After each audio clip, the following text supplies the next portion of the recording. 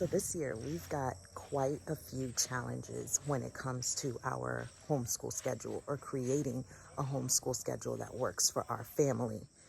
I mean, we've got a bunch of therapies in the afternoon. We've got lots and lots more schoolwork with an incoming sixth grader. And we've got a 2-year-old that is active and wanting to be involved. And so because of that, I've had to be a lot more planned and rigid with our schedule this year. We've got a start time and an end time, and we can't waver on it.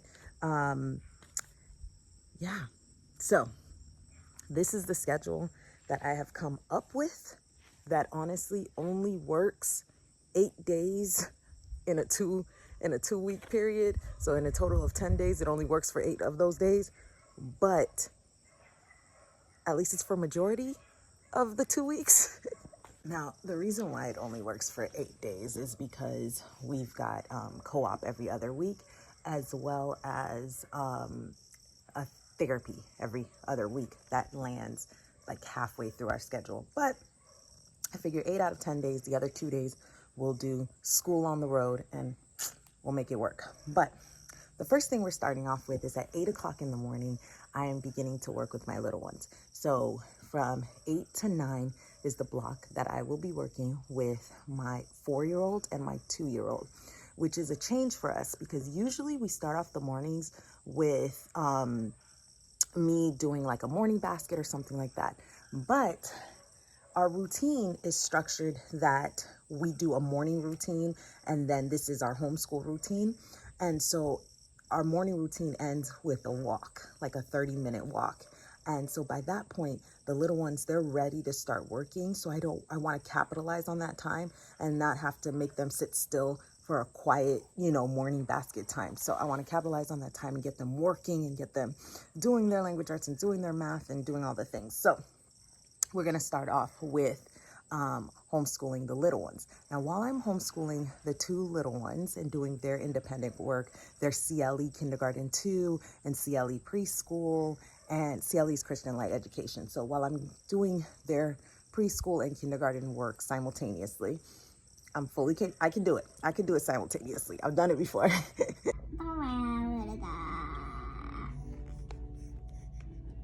We talked Good about job. blue. Mommy, no, we didn't. We talked about blue one where. So while I'm doing that and their mathematical reasoning and their little science curriculum and their little, they're going to be doing a Becca social studies. So while we're working on that for that hour block, my 2 older ones, my 7-year-old and my 11-year-old is going to be working on their Christian Light Education math. So my kids do 2 math programs. And so this is the first of their math programs, and they're going to be doing Christian Light Education math as well as their assigned reading for Sunlight. So they each have Sunlight assigned readers for the day, and so they're going to be having their chapters that they need to read. So they're going to be both be working on that during that time.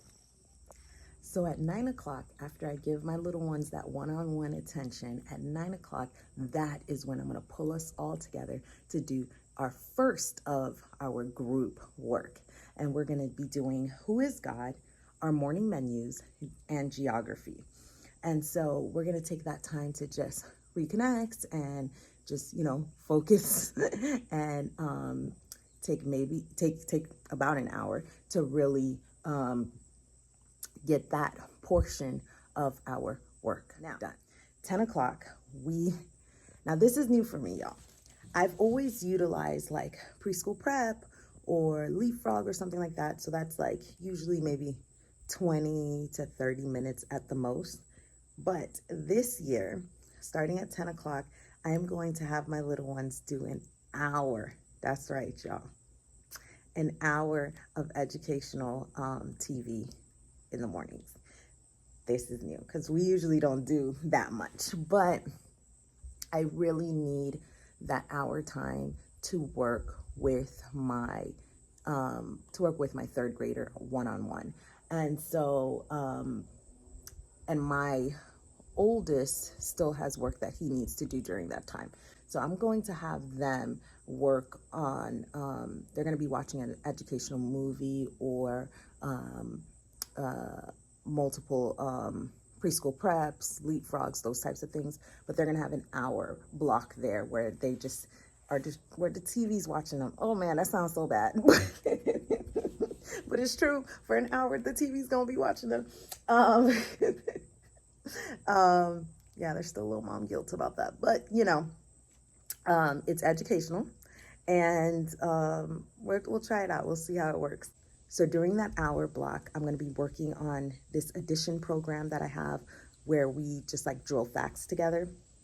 We're going to be working on community and people. We're going to be working on the good and the beautiful and spelling power and reviewing the CLE that she's done and her reading that she's done. And so it's really our power hour where me and her get together and we really work together and school, And my oldest is going to be doing his IEW structure and style during that time, as well as his Fix-It grammar during that time. So that's going to be his hour block to get that done.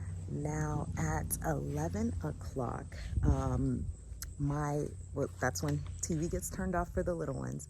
And Samaya is actually going to go teach them. She's going to be doing a calendar time with them and doing the days of the week and the months of the year and doing a poem with them and doing all the things with the two little ones. She's super excited about that because she gets to be the teacher. In addition, they are going to be having a daily sensory play. So I'm going to have 5 different sensory baskets 5 days a week. That just is the same 5 sensories for the first half of the year. I might change it the next half, but the first half of the year, it's the same 5 sensory activities that are going to be in that basket.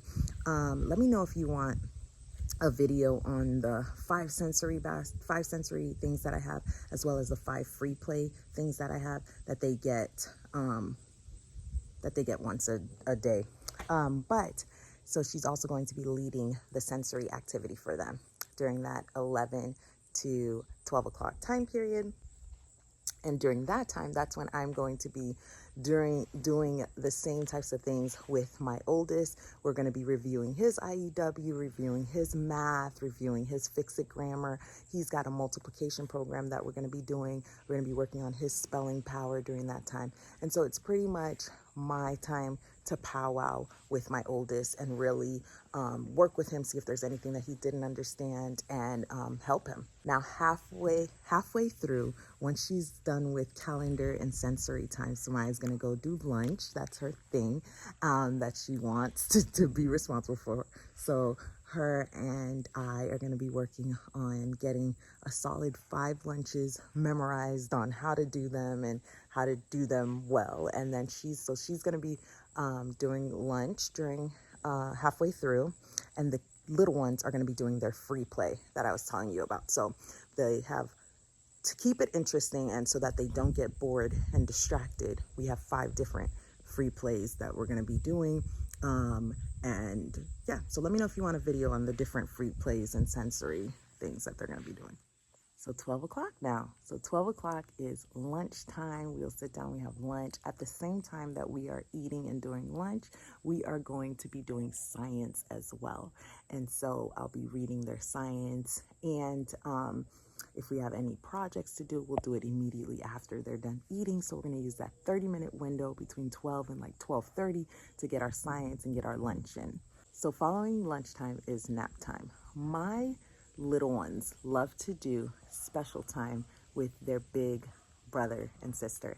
And so what we do is we do a 5-minute session where the little ones get to decide what they want to do with their older brother or older sister, and then we switch, and then they get to decide what they want to do with the other older sibling, and then their older brother and older sister read books to them, and they go down for their nap. Now at 1 o'clock, my 2 little ones are asleep, and so it's time for me and my 2 older ones to sit together, and we will be doing our sunlight. And while I'm doing sunlight, reading sunlight to them for history, they will be working on their handwriting that they have, and then they go off and they do their teaching textbooks, and I clean up, take a deep breath, and I'm done.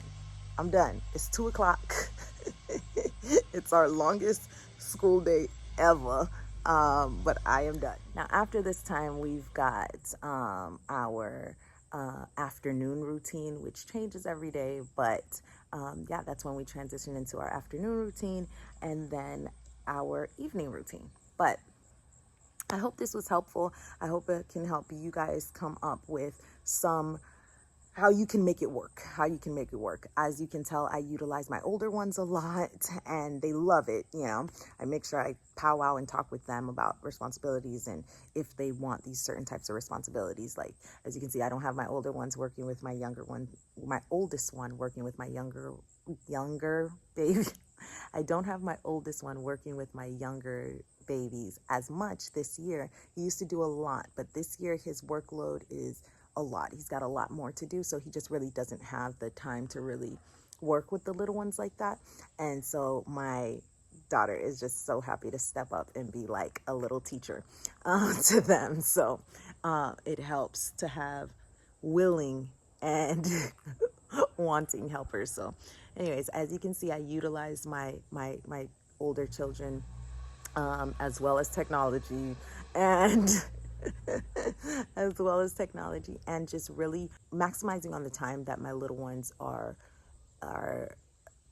calm enough to get schoolwork done but still have energy taken out because we just went on our walk. And I make sure that there is no time that my little ones don't have structure, that they don't have something planned out for them. Even if I'm working with somebody else, they've got something that they're supposed to be doing. I find that anytime they don't do well with lax time, so I make sure that their time is very, very structured. If you'd like to check out a video on our previous schedule last year and how we made it work, click this video right here. And until next time, bye y'all.